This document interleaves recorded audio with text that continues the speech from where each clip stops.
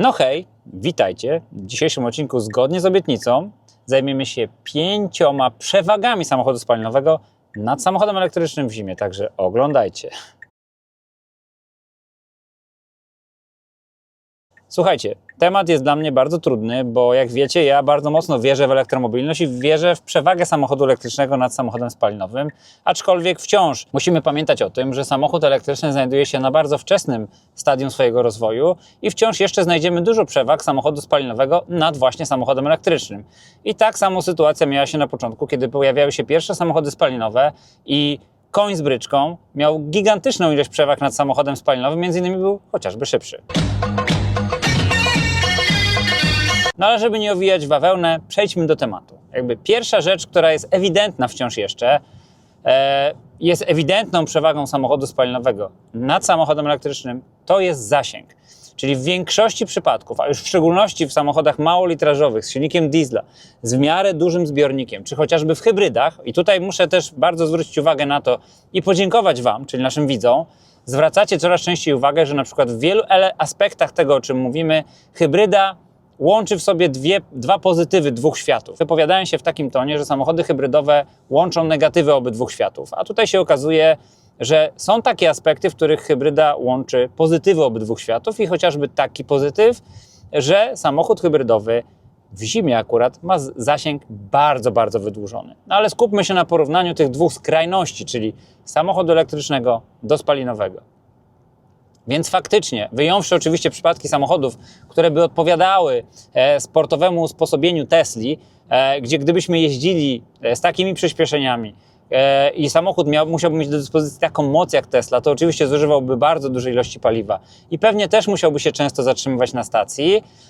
Natomiast jeżeli mówimy ogólnie o samochodach spalinowych, no to ja na przykład mogę tutaj podać naszego Fiata Scudo czy naszego Opla Combo, takie samochody nasze firmowe, które mają silnik diesla 1.5 z turbo i one są w stanie nawet przy takiej oszczędnej jeździe pokonać do 1000 km na jednym tankowaniu, chciałem powiedzieć ładowaniu oczywiście odruchowo, więc zdecydowanie tutaj samochód spalinowy, jeżeli chodzi o zasięg, ma wciąż przewagę, aczkolwiek też jak wiecie, ta przewaga się kurczy i na przykład ta Tesla Uniper, którą teraz jadę, teoretycznie jest w stanie pokonać na jednym ładowaniu spokojnie powyżej 500 km.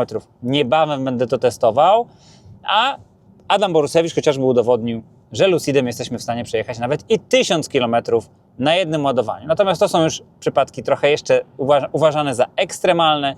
Możemy założyć, że w tej chwili samochody elektryczne średnio w takich warunkach jak tutaj są w stanie przejechać między 300 a 400 km i to w najlepszym przypadku.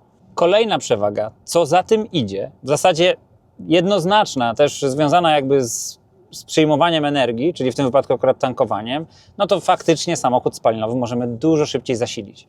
Czyli stajemy na stacji benzynowej, w większości wypadków nie zajmuje to więcej jak 5 minut i to mówię oczywiście o najbardziej skrajnych przypadkach. Jest na godzinę i po godzinie pan wjeżdża. W najlepszych dostępnych samochodach elektrycznych, przy najlepszych możliwych ładowarkach, jakie mamy przynajmniej w Europie, no to przyjmijmy, że jesteśmy w stanie w okolicach 10 do 15 minut naładować się do dalszej jazdy. Tak, ja też mam takie przypadki, jak jeżdżę Teslą Model Y po Europie, no to powiedzmy mam takie postoje po 10-15 minut. Natomiast w samochodzie spalinowym ten proces jest wciąż jeszcze krótszy, natomiast cały czas przypominam, samochody elektryczne są na innym etapie swojego rozwoju i na pewno z czasem to będzie dużo lepiej wyglądało, zresztą już mamy takie zajawki samochodów, które będą się ładowały i po 5 minut, a wtedy ta różnica praktycznie będzie żadna. Natomiast musimy nadal podkreślić, że samochód spalinowy dużo szybciej się ładuje i może ze sobą zabrać jak na razie dużą, większą ilość skompresowanej energii. Kolejna różnica, która ewidentnie dotyczy zimy, bo tamte też oczywiście dotyczyły zimy, to jest bezwładność. Ja oczywiście też wypowiadałem się we wcześniejszym materiale w takim tonie, że większa masa powoduje lepszą przyczepność, lepszy nacisk na podłoże. Natomiast jeżeli już zerwiemy tą przyczepność, to większa masa z kolei działa na naszą niekorzyść. Miałem okazję o tym się przekonać, jadąc raz właśnie też przy takich nagłych opadach śniegu i oblodzeń Teslą Model S, gdzie naprawdę bardzo ciężko i uwierzcie mi, że z cudem, może nie tyle, że uszedłem z życiem, ale uszedłem wypadkowi, natomiast samochód był całkowicie poza moją kontrolą. Więc w sytuacji już uślizgu kół, kiedy samochód wpada nam w poślizg, taki samochód ze zwiększonym ciężarem, z obniżonym środkiem ciężkości jest absolutnie niekontrolowalny. Po prostu ciśniemy jak kamień i nie jesteśmy w stanie nic zrobić. Samochód jest dużo mniej reaktywny na nasze jakby próby sterowania nim i tutaj jest to z jednej strony oczywiście pozytywna cecha, którą wymieniałem w poprzednim materiale, ale w sytuacji krytycznej, kiedy już jesteśmy w uślizgu, to niestety wymaga od nas dużo większych umiejętności lub skazuje nas po prostu na wypadek. Kolejny punkt, który w zasadzie uniwersalnie będzie przewagą wciąż jeszcze samochodów spalinowych nad samochodami elektrycznymi, to jest możliwości związane z holowaniem. Mamy przykład przy okazji, pozdrawiam naszego kolegę Wojtka, który dosyć często swoim X-em holuje samochód na lawecie.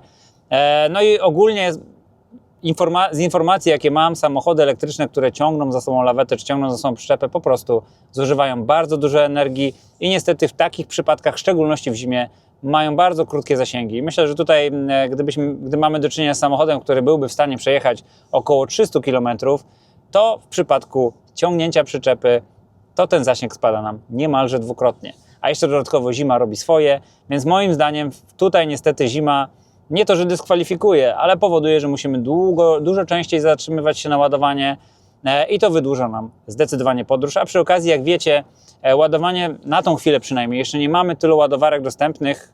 Przy okazji, mam nadzieję, Wiktoria znajdzie Wam przepitki z Australii, gdzie mieliśmy akurat takie ładowarki, gdzie można było podjechać zestawem. Natomiast w Europie tych ładowarek jest niewiele, a w Polsce nie ma ich praktycznie w ogóle. Więc trzeba rozpinać skład albo blokować inne ładowarki. Dlatego tutaj wciąż wydaje mi się, że do holowania zdecydowanie przewagę będzie miał samochód spalinowy, a tym większą będzie on miał właśnie w takich warunkach, jak mamy teraz. No i ostatni punkt, który mi przychodzi do głowy, ja tutaj tak naprawdę z tego punktu zrobię 2 punkty.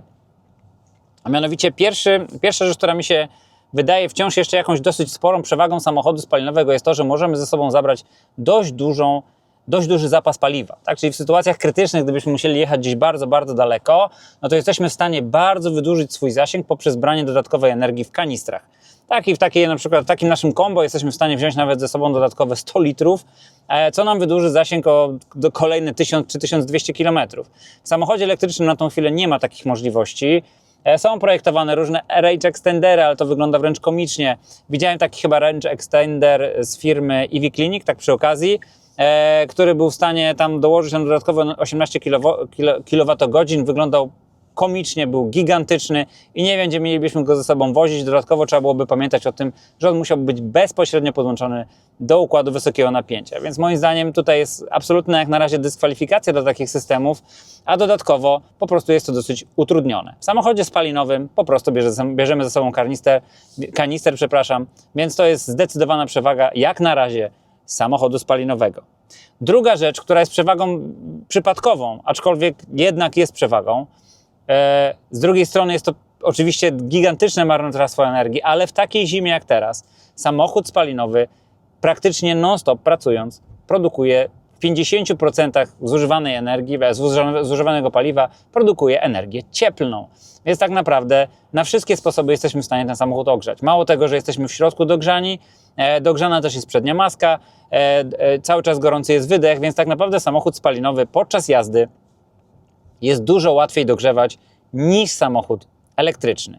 Słuchajcie, ja więcej takich rzeczy nie pamiętam. Oczywiście serdecznie liczę na Wasze głosy, na Wasze uwagi. Zachęcam do tego, żeby wypowiadać się w temacie hybryd. Myślę, że w następnych materiałach będziemy starali się też wpleść tematykę hybryd i porównania hybryd do samochodów elektrycznych, bo ten rynek zaczyna być bardzo ważny. A ja niniejszym dziękuję Wam za oglądanie. Oczywiście zapraszam do subskrybowania, bo Wasze subskrypcje bardzo motywują nas do ciężkiej pracy i powodują, że chce nam się kręcić takie właśnie materiały. Trzymajcie się, cześć!